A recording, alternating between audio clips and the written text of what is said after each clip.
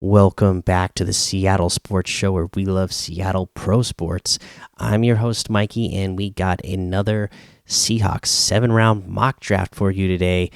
Um, been receiving a lot of great comments and feedback lately. We're up to 140 subscribers on the channel now, so I'm absolutely loving all the involvement and dedication to the channel here.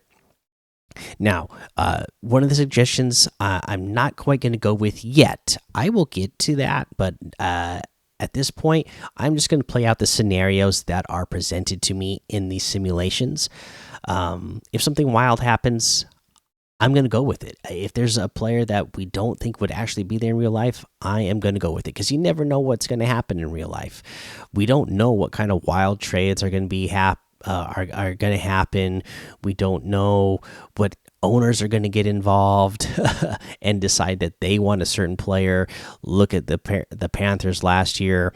I was always watching a lot of Raiders when I was younger. Trust me. When your owners get involved, like Al Davis, and they're making the decisions, wild things can happen, and that makes really good players available to other teams, right? And then, look at somebody like Roger Rosengarten now. He was like being mocked in the third, fourth round, and now all of a sudden, people like Mel Kiper Jr. have him at the end of the first round.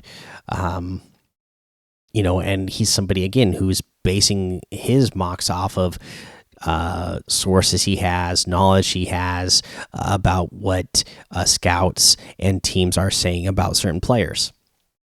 So players can certainly jump stock. Players can certainly drop in stock a lot. I mean, just look at last year.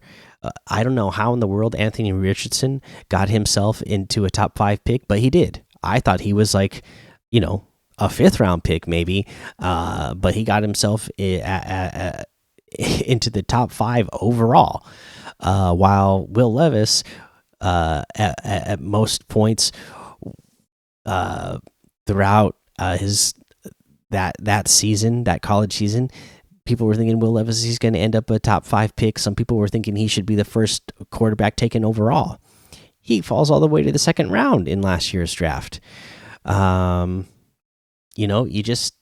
don't know how certain thoughts on players are going to change teams' minds, and all that. So we're just playing out all the scenarios that are presented to us for now. By the time the real draft gets here, we'll have done a few dozen of these. So I think if we have some that seem kind of wild, I think I think we'll be okay with it, and we'll have fun with it. Okay.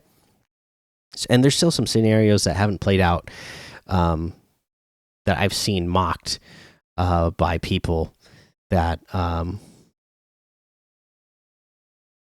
that just have not presented itself here. So we're getting a trade offer from the Dallas Cowboys. We're getting one from the Rams as well. We're not going to take the one from Rams. The Cowboys, right? This is a tough one because there are players that we would want still available right now at pick 16. And again, I think it could really fall that way in reality as well, because of all the value that there are in quarterback position this year in the draft, because of the wide receivers that are in this draft, and a couple of tackles, you're potentially gonna get, even at 16, some really top of the line players. So it is hard to pass up. Now with the trade offer like the Cowboys, you are picking up that 2nd round pick, and again, the Cowboys to me in reality are a very reasonable trade partner in reality. I think they could really fit perfectly with you. So they want to swap 16 for their 24 and then just send us their 56th pick overall. So we would gain that second round pick. Uh yeah, and I'm gonna have a hard time passing on this one, even with the players available. So I'm gonna accept this and let's see how it plays out here. Now, okay, here we go. Got some more trade offers, and I at this point now, I think I am gonna accept this offer. Kansas City, they must based on who's on the board, they want that Brian Thomas Jr. They want to get somebody who can catch the ball for Patrick Mahomes. So they want to swap our 24 for their 32. So we'll be at the very end of the first round, but then we will also swap our pick 235 for their pick 64. So the end of the second round. But we are gaining another, we are moving that pick all the way to the second round, and we just gained a second round pick. So now we're talking about having a couple more picks all of a sudden in that range that we want. So I am going to accept this one as well.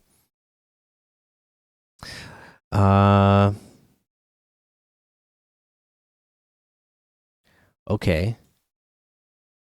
With the players that are available here as well, Carolina wants to trade with us. They really want somebody.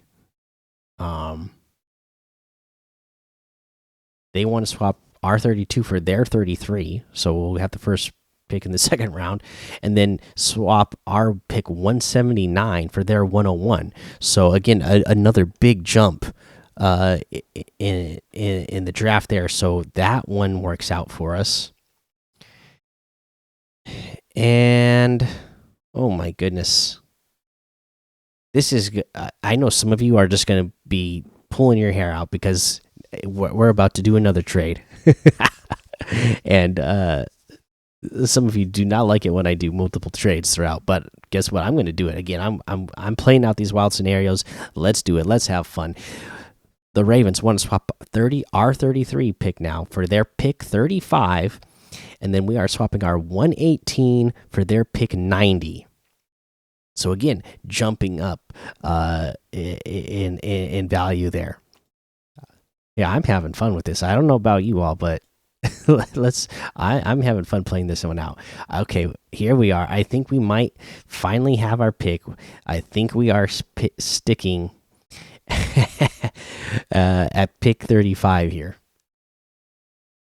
Although Indy does want to swap 35 for their 46, but also swap our 102 for their 57. So another second round pick. But there are players here that I don't want to pass on now at this point. So I'm not going to accept it. But let's take this one, okay? Let's take at pick 35, Graham Barton. Okay, there you go. One of the best guards in the draft. We're getting him at pick 35. While we also picked up some other picks here. Our next pick coming in at 56. Not any more trade offers that we want to get here.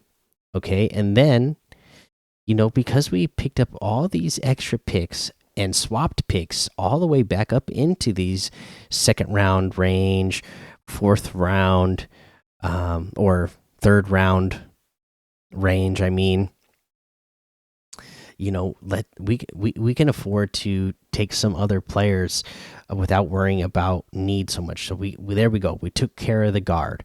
There's rumors that Seattle is still looking at some other guards in free agency to bring in for depth and competition. So that might be filling out our offensive line room. So with a pick here at pick 56, that gives us a little bit more flexibility to try some other things. And with that, I am going to go with Braylon Trice, edge out of Washington. Again, he's again, you guys know Washington Husky fans who are also Seattle Seahawks fan. This guy was a big part of Washington's defense being as successful as it was. Uh, you know, all throughout the year, I would hear about how, yeah, it's that defense, it's that Washington defense that just isn't enough. That's going to be the thing that costs them. But week in and week out, they would perform. And Braylon Trice was one of the most consistent and best part of that defense. So here we are. We're going to take him at pick 56 here. And that will, add that edge player that we need and depth and a young guy that will be on the team for, years to come. There you go. And then we still have pick 64 with a lot of good players available. Again, Peyton Wilson, linebacker out of North Carolina State. One of the top linebackers in this draft, filling out that linebacker room. So I'm feeling good about that, and just working out perfectly for us. Here we go at pick 81. We're getting Junior Colson. Let's do it. Okay. Green Bay wants to swap with us. They really want somebody here at pick 90. So they are going to swap our 90 for their 91 and then send us pick 255. Sure, I'd love to take somebody at the end of the draft and, bring somebody in. The Jets. They got a trade offer. So does the Browns. I don't want that one. Jets, that is a little bit intriguing. But no, I'm not going to take it because, again, if we are to believe Mel Kiper that this guy's really jumping up that high, or that he's seen to have that much value, I don't really know if it's going to work out this way. Just because, again, if you're telling me Roger Rosengarten is all of a sudden a first round guy, what other guys are you pushing out and pushing down, right? So I don't really know if he will be in that range, but I do believe he will be in this second to third round range for sure. And if I can get him here in the third round, Roger Rosengarten is still available. Boom, we're taking him. And we have really,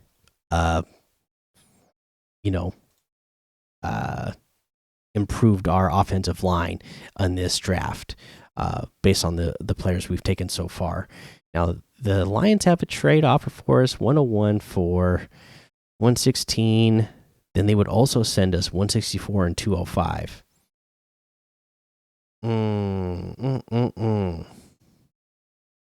Let me see. We got 101. We got 102.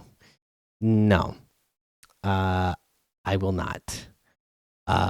Again, here at 101, because we already did so much swapping and trading and swapping up into this simulation, that is kind of working out for us. In this one, I'm going to take here at 101, Cade Stover. There we go. We got our tight end to fill out that tight end room and be competition. Probably, if he works out the way we think he could, he could become the number 2 tight end over Pharaoh Brown. Indy wants to trade 102 for their 117 and send us 151. Let me take a look at. So we've really taken care of linebacker. We've really helped out the offensive line. We got all the tight ends we would ever need now on the team. Let's take a look around who is available in this portion of the draft.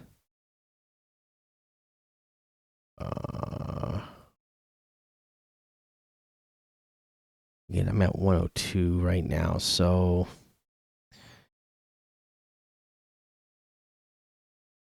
they want to trade for 117 and send us 151. I'm going to accept that one. Okay, here we go. We got 117 here. And at 117, this is where I'm going to take my big safety guy. I'm taking Malik Mustafa here. That fills out our safety room, gives us a big, young, um, nasty safety there in the middle of the field. Mike McDonald was just recently saying he wants everybody on the defense at all positions to be able to blitz and help with the blitz. Malik Mustafa can do that, so he'll fit right in with that mindset. Here we are at pick 151.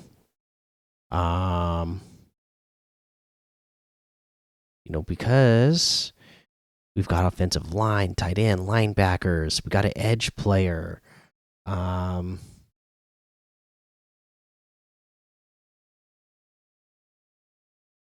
Let's go ahead here at in this point.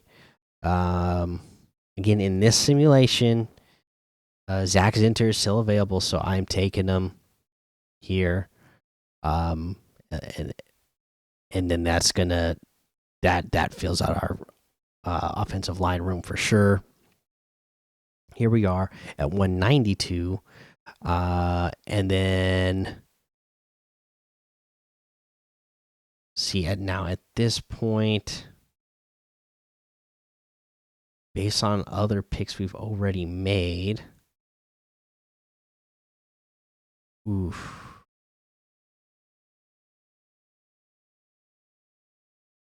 Now we just want to bring some players in to compete and help out at this point, right? This, like we said, this is the point where in the draft where John Schneider was just talking about. Okay, this is where you fill a need or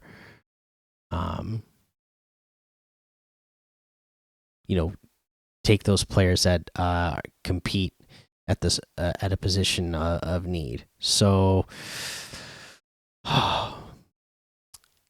it's 192. Maybe this would be kind of high for him, but I do not want to pass up on him now. The Kamani Vidal, running back out of Troy, and again, you saw the way they changed the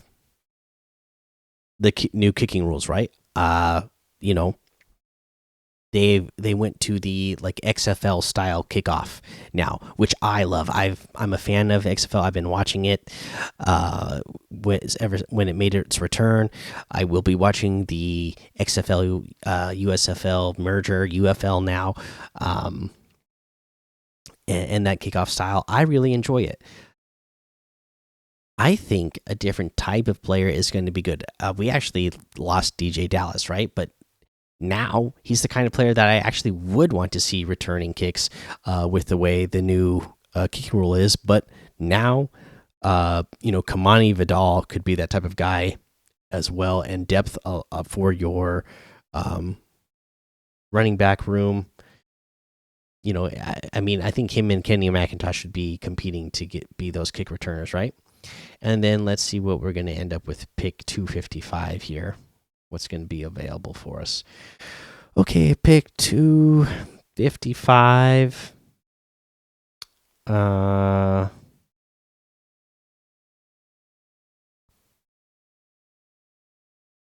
if we're at pick 255,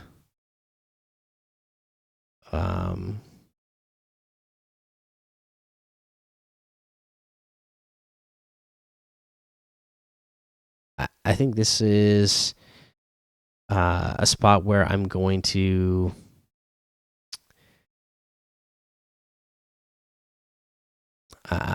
say, wait, I took a couple of I took Zinter, Barton, and Rosengarten.